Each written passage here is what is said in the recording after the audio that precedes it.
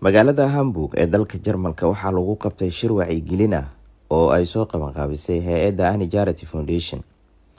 Shirkan wuxuu diiradda saaray rabshadaha, burburka qoysaska iyo weerarada mindiyaha ay saameeyay bulshada Soomaaliyeed. Waxaa ka qayb galay madax ka socotay safaaradda Soomaaliya iyo baarlamaanka Hamburg iyo ururada Soomaalida ee Jarmalka. Waxaa si gaar ah loo xusay sida ay rabshaduhu u saameeyaan haweenka iyo dhalinyarada. marka dhammaan waxaan leeyahay iyo marti sharafta kalaba dhammaantiin waxaan leeyahay soo dhawaada munaasabadan ujeedadeedu waxay tahay sida halka aad ka arkaysaanba wacyigelin in la joojiyo rabshadaha waayo sanadihii ugu dambeeyay waxaa kusoo badanayay Jarmalka rabshadaha gacanka hadalka gacan qaadka taas oo ay dad badan ay naftooda ku waayeen dad badanna ay maanta ay leeyihiin dad naafa ah marka haddaan nahay dadka Soomaaliyeed dalkan ku nool ee nolosha soo raasatay waxaa kasoo horjeednaa rabshada nooc walba when it comes to the community work, when it comes to the religion, when it comes to the politics, I think we have to open up our eyes, and especially my sisters from the Somali. Actually, in Africa, and when I look at the Somaliland and I look in Kenya, I know Somali men have given their ladies opportunity. For me, where I come from, we never go to one Rendile MP. maadaama laga hadlayo dhinaca midida maanta iyo isdagaalka iyo waxaasee waxaan leeyahay in aad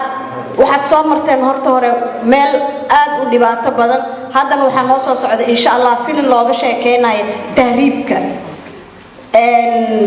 tahriibka dhibaatada uu leeyahay wax soo aragteen waxa ani markastaba aan isweydiiyaa waxa comes to Deutschland maxaa u imaateen Jarmalka ayaan isweydiiyaa waxa ay tahay waxa arkaysa Bahnhofka maanta arkay dhalinyaro badan oo buuxda arkay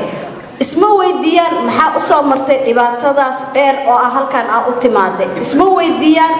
reerkiini guriga in soo gadeen halkan ay imaateen maxaa qabsanaysaan intaas ma isma weydiiyaan mid baa waxa dhahay stress ay haysto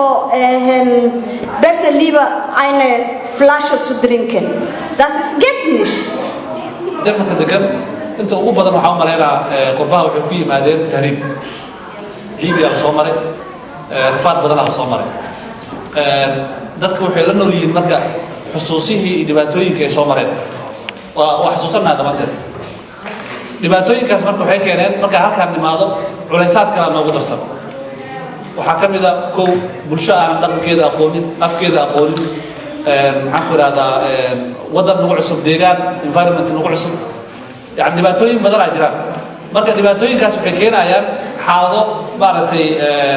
qalafsan oo maaragtay maskaxiyan noogu dhaco jir ahaan noogu dhaco dhalinyarada waxa u maleynaa rag waxa ugu badan ko oo la arki karaa waxa qarsoon marka laga soo tago bidaarta soo qatarta iyo saameynta maandooriyaha uu leeyahay loona abuuro hanaan ay dhalinyarada Soomaaliyeed kagana fogaan karaan isticmaalka maandooriyaha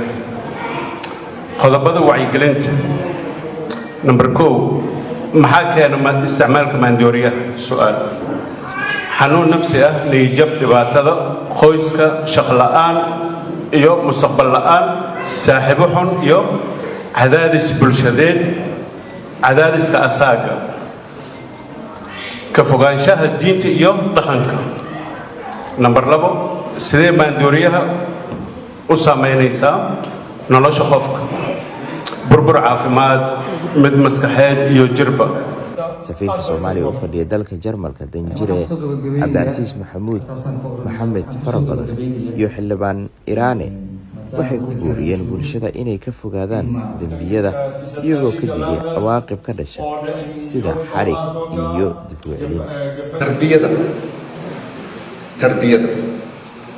tarbiyaduna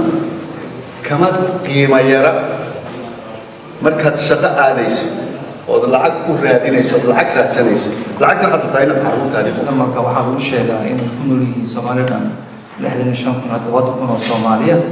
oo degan 16 gobol oo ka kooban yahay waddanka Jarmalka dadkaas oo si sharaf leh ugu nool ka shaqaysta waxna ka barta oo waddanka si fiican ugu nool taasoo ka soo duuliya waxaa noogu xigtaa in maaragtay dad qof kasta oo halkaan oo Soomaaliya jooga uu yahay qof maaragtay safiir ah magacii Soomaaliya wata